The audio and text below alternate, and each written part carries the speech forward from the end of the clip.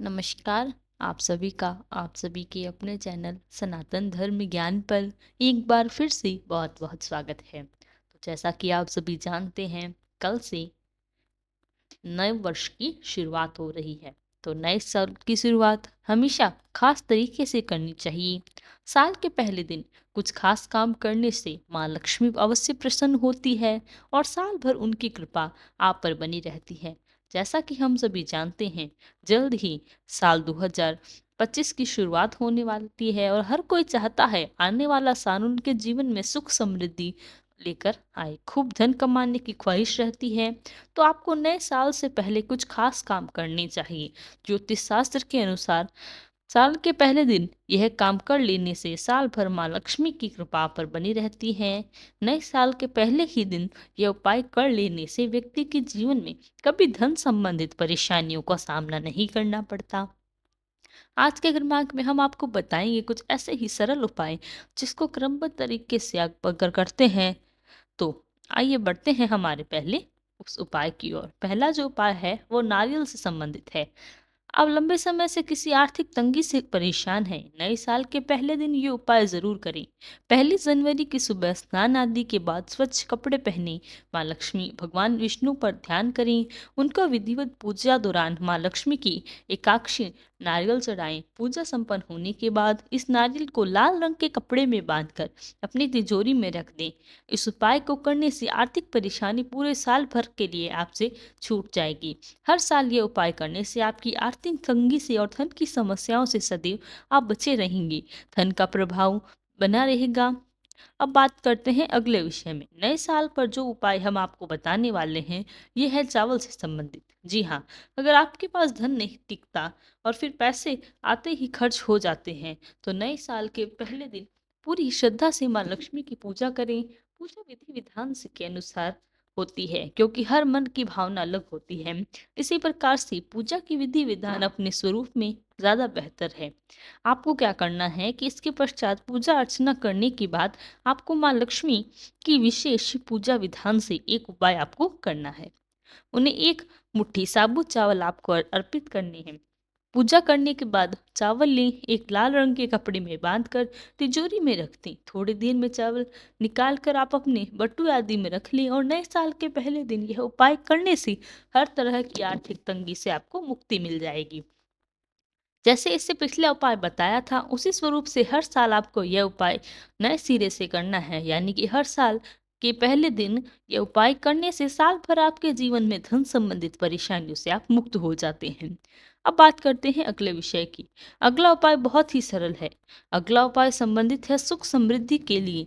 इसके लिए आपको क्या करना है कि जानिए, माँ लक्ष्मी को कौड़ियाँ बेहद पसंद है। पिछले क्रमांक में मैंने बताया कि कौड़ियों का प्रकार माँ लक्ष्मी से प्रत्यक्ष संबंधित है, इसलिए माँ लक्ष्मी को कौड़ियाँ बहुत प्रिय हैं।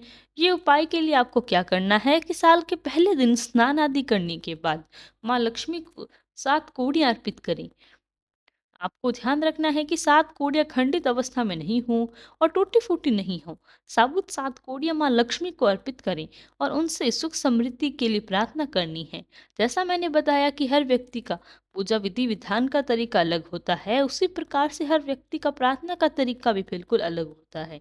इसलिए प्रार्थना आप अपने शब्दों में, अपने स्वरूप में करें और पूजा के बाद इन सारी कौड़ियों को एक लाल कपड़े में बांधकर तिजोरी में रख दें। तो ऐसा माना जाता है कि ये उपाय करने से घर में सुख समृद्धि खुशहाली बनी रहती है। अब बात करते हैं चौथे उपाय के विषय में। पहले दिन यानी कि अगर आपके लिए संभव हो तो साल के पहले दिन महाराज जी के दर्शन करना बिल्कुल मत भूलें। और अगर आपका सामर्थ्य में है तो आप श्री कैंची धाम में जाकर श्री महाराज जी का आशीर्वाद यदि साल के पहले दिन लेते हैं तो आप एक प्रार्थना कैंची धाम में जाकर अवश्य कर सकेंगे। श्री कैंची धाम में महाराज जी की विग्रह के स्वरूप जाकर आप सुख समृद्धि के लिए अपनी इस नव वर्ष को बहुत अद्भुत बनाने के लिए प्रार्थना करें। जैसा मैंने बताया, प्रार्थना का स्वरूप आपको सब कुछ अलग अलग है, इसलिए अपने शब्दों का चुनाव करें। जो आपके जीवन में चल रही परेशानियां हैं, जो आप आपके मन में मनोकामना रखते हैं, महाराज जी से साझा करते हैं, उन्हें बिल्कुल ना भूलें। क्योंकि साल के पहले दिन यदि आप महाराज जी के दर्शन करते हैं तो आप पाएंगे महाराज जी के चरणों में जब आप मुराद रखते हैं तो महाराज जी को बहुत प्रसन्नता होती है कि कोई अनन्य भक्त शरणागत होकर मेरी शरण में आया है। तो महाराज जी किसी अनन्य भक्त को निराश नहीं करते। महाराज जी के समक्ष जाने वाला प्रत्येक प्रार्थना स्वीकार होती है। और ये बात स्वयं महाराज जी कहते हैं कि जो अनन्य भक्त हमारे छवि चित्र के समक्ष, हमारे विग्रह के समक्ष आता है, वह प्रत्यक्ष रूप से हमें दिखाई देने लगता है। इसलिए आपकी प्रार्थना व्यर्थ नहीं जाएगी। तो अगर समर्थ है तो आप अवश्य ये कार्य करें। श्री कैंची धाम के मिसाल के पहले दिन महाराज जी का आशीर्वाद लेना बिल्कुल ना भूलें। साथ ही अब बात करते हैं, जो लोग इस प्रकार से कैंची धाम में दर्शन करने में असमर्थ हैं, तो किसी कारणवश आप बिल्कुल निराश मत होइए। महाराज जी का छवि चित्र जो आपके सामने ग्रह स्थान पर लगाया है, महाराज जी के दर्शन का सबसे पहले यानी कि साल के पहले दिन सबसे पहले दर्शन स्नान आदि करने के बाद महाराज जी की अवश्य करें और महाराज जी के समक्ष पूरे साल की अपनी योजना महाराज जी के समक्ष कह दी। आपके मन की सारी मनोकामना आप महाराज जी के समक्ष कहें।